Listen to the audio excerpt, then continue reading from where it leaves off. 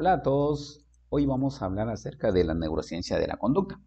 Específicamente vamos a hacer una relación interesante en lo que es la respuesta emocional como un patrón conductual.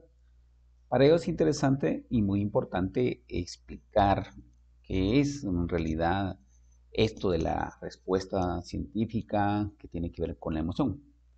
Entonces, el estudio de la conducta y de la experiencia consciente se relaciona a entender cómo nosotros nos damos cuenta y cómo podemos comprobar ese darnos cuenta.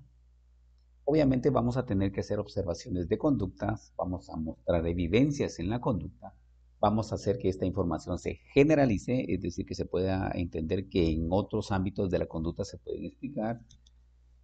Podríamos hacer reduccionismos cuando empezamos a decir que una conducta se repite, podría hacer una inferencia en ese tipo. Y en algún momento también hablar de esto si podemos utilizar algunos reportes importantes que nos permitan establecer pruebas de control para poder entender que estos patrones de conducta puedan repetirse. Y obviamente pues también tenemos que utilizar medidas fisiológicas para medir la conducta o la respuesta ante una conducta.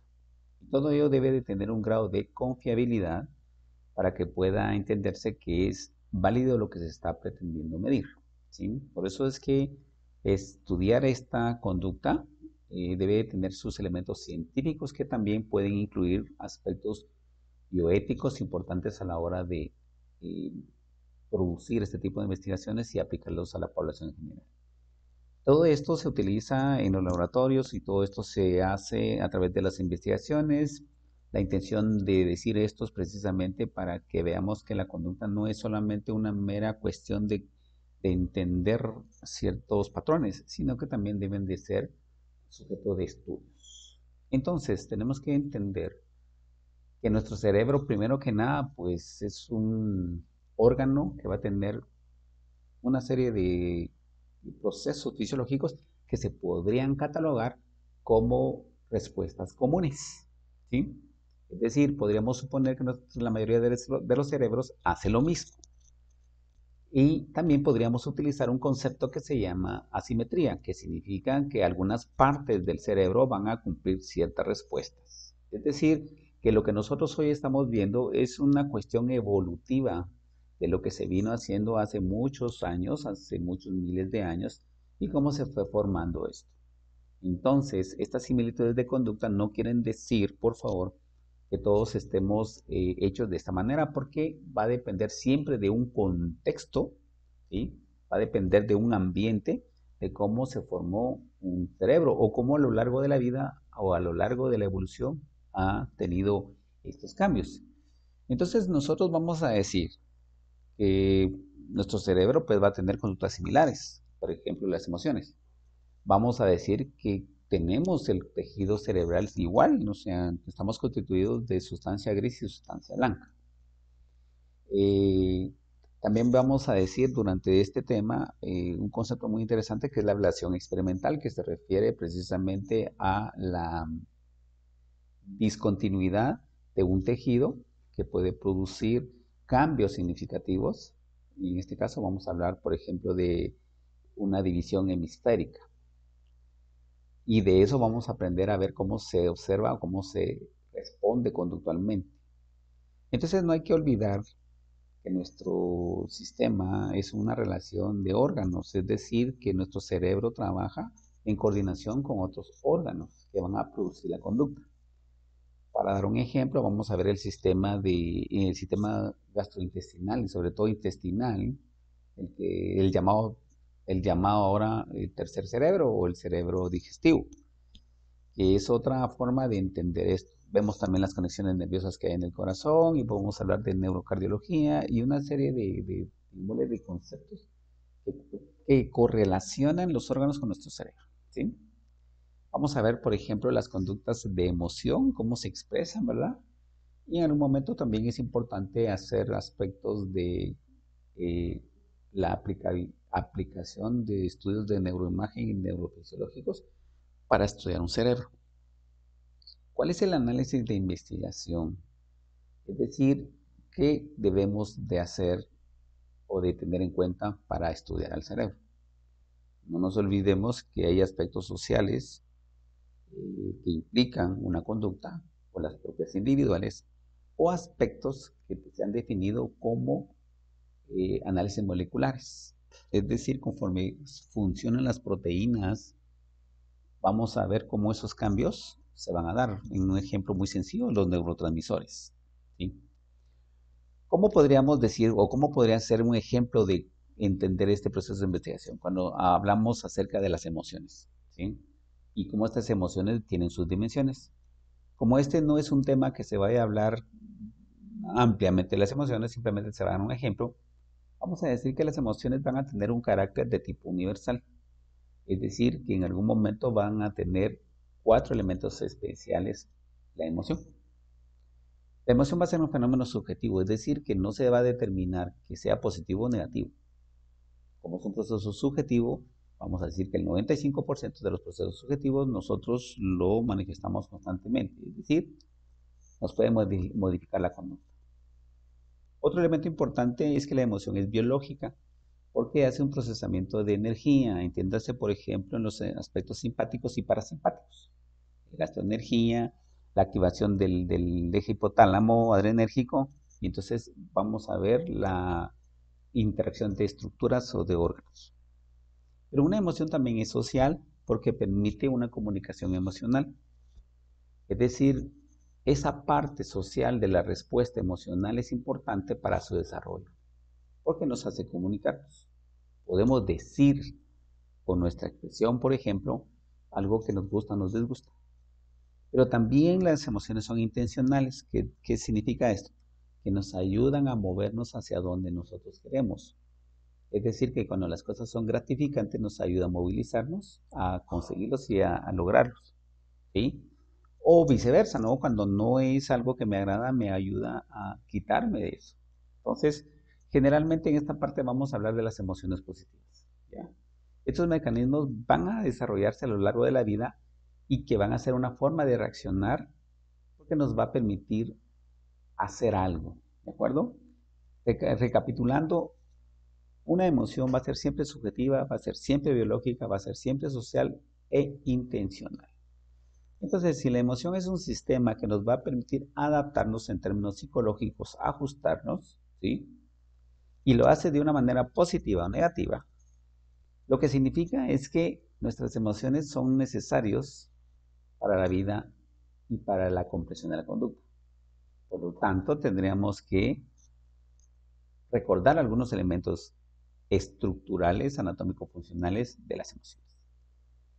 Y como se decía, pues se trata de la manera solamente de hacer una aproximación de la respuesta emocional. Y aquí vemos nosotros un circuito, las partes estructurales que van a permitir la realización de una respuesta emocional, que parten desde la amígdala, que parten desde el hipocampo, que se hace relación a los cuerpos mamilares, que hace a través del fornix, que utiliza las regiones talámicas, que puede asociarse a lo que llamamos el giro lisíngulo, el septum, se generan en el hipotálamo y hacen una interconexión entre las comisoras anteriores para que ambos hemisferios puedan interpretar esta información. Y entonces podemos ir hablando de muchas de estas cosas, por ejemplo, en el giro del cíngulo, donde las emociones son interpretadas, son tomadas en cuenta y sobre todo son decididas, y como son inconscientes, tienen una relación directa también con las regiones eh, prefrontales, que son las más específicas. Recordemos aquella interacción entre amígdala, hipocampo y corteza prefrontal, sobre todo la orbitofrontal. ¿Qué significa eso?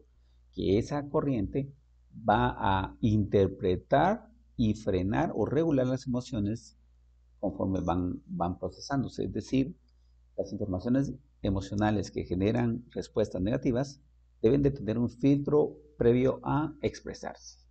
Bueno, vamos a hablar de esto más adelante, ¿no? Todas las emociones, como lo habíamos hablado, surgen como un comparativo, como un volcán de fuego. Cuando un volcán de fuego expresa su lava, o así lo vamos a llamar, cuando un volcán libera su lava, ¿sí?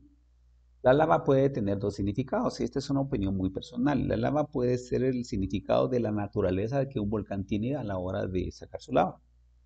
Pero el efecto que pueda ocasionar, digámosle de manera negativa, es por ejemplo la destrucción. Por lo tanto, nosotros no podemos suponer que la lava vaya a ser buena o sea mala, porque si es buena es porque es un mecanismo de la naturaleza y si es mala es porque destruye. Haciendo esta analogía, vamos a decir que es como una especie de emoción positiva y negativa, o que va con una gran intensidad. Y dependiendo por donde esa lava pueda, digamos, extenderse, pueda suponer una respuesta bonita o una respuesta negativa. La emoción entonces negativa es toda aquella emoción que nos va a alejar del estímulo, que nos va a inhibir y que nos va a dar la sensación de algo desagradable, ¿sí? Por lo tanto, tenemos estructuras de evitación cerebral de las emociones. Casi que podríamos suponer que esto las tendríamos que llamar las áreas de castigo cerebral. Pero también tenemos emociones positivas, las que nos gustan, las que nos atraen, las que son agradables y que son estructuras de aproximación o las estructuras de recompensa. En pocas palabras, si los vemos en términos conductuales, las cosas que me agradan me acercan y las cosas que me desagradan me alejan. ¿De acuerdo? Y el papel importante del hipotálamo en este caso, ¿no? El hipotálamo, a través de sus núcleos, puede producir esa respuesta. Por ejemplo, en el hipotálamo lateral tenemos una foria ciega, es decir, un descontrol de la conducta. Y lo vemos en algunos pacientes que han tenido algún tipo de neoplasia y generalmente las quejas van a ser como, mire, se ha vuelto muy agresivo y le pega mucho a la persona que lo cuida, ¿no? Entonces recordemos que nuestro hipotálamo cumple las funciones básicas. Viscerales porque activa todos los sistemas simpáticos parasimpáticos del control de las vísceras, ¿de acuerdo? O sea, los vísceras se refiere a los órganos del cuerpo. También cumple la función endocrina a partir de la hipófisis, en el caso de las FSH, LH, estrógeno, progesterona y todas las hormonas sexuales que se controlan a nivel de ahí. Y por eso es que podríamos suponer que el hecho de que las hormonas al expresarse de una manera intensa puede hacer modificadores de conducta. Las mujeres previo a su menstruación tienen una sensación, por ejemplo, de felicidad y de alegría. Eso puede ser exactamente esta línea hipotalámica. El hombre generalmente en el extremo de sus hormonas cuando se expresan genera violencia o agresividad. Y pues obviamente aquí en el tercer elemento de la hipotálamo es exactamente la conducta, es decir, que se controla. Y aquí hablamos, por ejemplo, de la saciedad, que también tiene componente, el no dormir, ¿cómo se llama? El repetir conductas que no tienen un significado positivo para la persona. Y entonces tenemos un haz prosencefálico medial, que es el que habíamos hablado acerca de cómo esta interacción de núcleos y de hormonas y estructuras van a producir. Por ejemplo, comunica el hipotálamo con las estructuras del sistema límbico y se relaciona con las sensaciones del placer y el bienestar. ¿De acuerdo? Entonces, cuando vamos a este tipo de cosas, vamos a entender que este haz prosencefálico permite mantenernos en un estado de bienestar, en un estado de satisfacción. Entonces, es importante ver aquí en la imagen cómo estas estructuras prosencefálicas mediales, ¿sí? En este caso especial, va a producir una serie de respuestas en diversos núcleos que van a estimular diversas sustancias químicas que nos van a generar esa modificación. Y precisamente lo que hablaba hace un momento de la corteza orbitofrontal, que es la que debe de regular estas funciones, es la que debe traducir las emociones, es la que debe de resignificar las emociones. Entonces la corteza prefrontal, hablándolo desde el punto de vista emocional, pues va a permitir una inhibición de conductas emocionales que puedan ser nocivas para la persona. Evita la impulsión, permite la toma de decisiones, hace una estimación de las consecuencias e inicia o detiene una acción. ¿Okay? Otro dato importante es la amígdala. La amígdala tiene muchos núcleos y generalmente las dividimos en tres núcleos importantes: central, lateral y basolateral. ¿Sí? Pero la amígdala, como lo vemos en la imagen, en algún momento puede generar algunos problemas. Aquí tenemos algunas masas, algunos daños a nivel cercano o en la amígdala que puede producir alteraciones significativas como el famoso síndrome de Kluver-Bucy. La amígdala es una estructura que se va a vincular siempre al miedo. pero que en términos de conducta podría indicarnos una estructura vinculada a la adaptación al miedo. Es decir, la forma en que nosotros vemos o sobrevivimos en este ambiente tiene mucho que ver con la actividad de la amígdala. Nos permite, obviamente, pues aprender de esto. Sin embargo, es interesante expresar que la amígdala puede producir una respuesta de adaptación o un ajuste si el fenómeno es aversivo, es decir, si es algo negativo que le queda en una memoria que llamamos memoria amigdalina y memoria hipocampal. Por eso es importante que tengamos presente el asunto de la cognición en este aspecto. La agresión, la defensa y todo ese tipo de cosas. Anticipar el miedo es importante, porque también está relacionado con el dolor, ¿sí? Y hace una como valoración del potencial daño, es decir, en términos muy sencillos voy a decirles que la amígdala puede ser como el monitor o el sensor de la vida externa que permite la regularización y la respuesta adaptativa ante una amenaza, pero que puede afectarse. Entonces aquí vamos a hablar de los circuitos septohipocámpicos. Este caso pues obviamente nos ayuda a entender cómo esa proximidad de la amígdala con el hipocampo puede llevarnos a hacer un proceso de memoria emocional, ¿sí? Por ejemplo, en este circuito, ¿qué incluye el circuito? Incluye un área septal, el núcleo accumbens, el hipocampo, el giro cingulado, el fornix, tálamo, hipotálamo, cuerpos mamulares, la corteza cerebral, en la imagen que vimos al principio, ¿no? Y entonces aquí hay una anticipación de conductas porque se producen las respuestas emocionales, por ejemplo, algunos neurotransmisores como la noradrenalina puede reforzar conductas, ¿sí? Y puede de una manera interpretarlas, ¿ok? El hipocampo lo que hace es interpretar estas, digamos, respuestas precisamente porque anticipadamente ha tenido una sensibilidad a través de nuestros órganos receptores, ¿sí? Pero entonces aquí pasan tres fenómenos interesantes. El primero es que hace una acción polimodal, ¿sí? Que se refiere a que son procesos de información que vienen de diversas entradas, en este caso a los sentidos, ¿no? Y que de alguna manera, cuando vienen esas informaciones sensitivas, deben de captarse para interpretarse. Pero también tenemos respuestas unimodales, que son un grupo de neuronas que procesan información de tipos de estímulos específicos. Por ejemplo, de la corteza primaria, visual primaria, ¿verdad? Que se encarga exclusivamente de la visión. Entonces, si esto va así, también tenemos que entender que hay un proceso motor que controla la respuesta motora.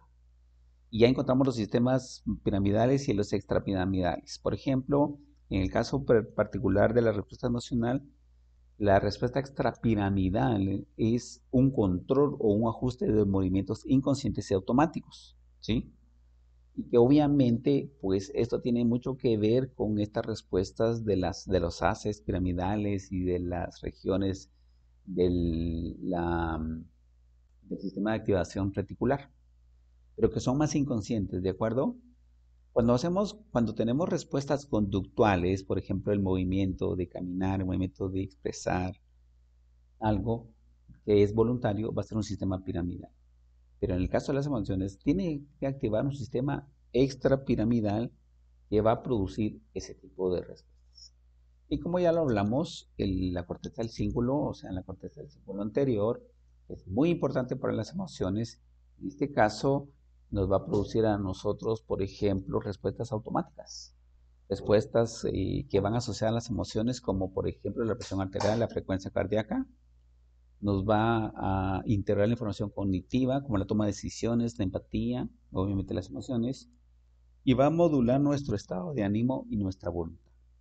Por eso supongamos nosotros que esta corteza cingulada se conecta con la corteza orbitofrontal, que está más o menos a este nivel, es donde se producen no solo estas respuestas de tipo autónomos, cognitivos, conductuales, sino también se vuelven más ejecutivas. Es lo que llamamos las funciones ejecutivas. Entonces, hablamos hace un momento de la formación reticular. Si la información a través de los procesos unimodales o polimodales también activan las estructuras del sistema de activación reticular. Entonces aquí en la síntesis funcional encontramos, por ejemplo, desde el control del movimiento corporal y ocular, el sueño, la vigilia, el estado de la conciencia, la percepción del dolor, las emociones, el estado de ánimo y las actividades viscerales como se han ido comprobando.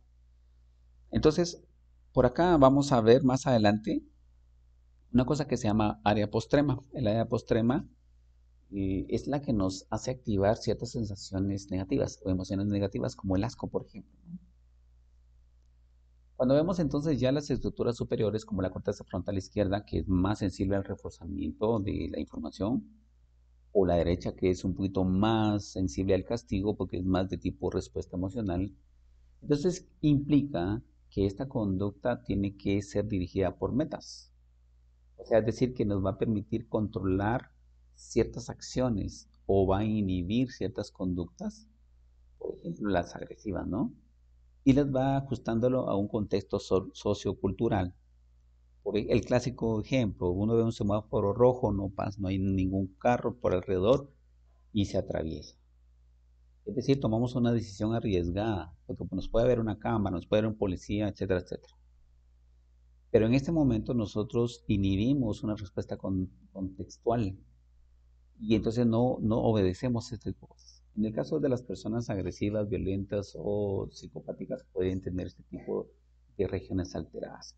Sin embargo, vamos a seguir con los temas más adelante. Agradezco su atención y cualquier duda estaré para servir.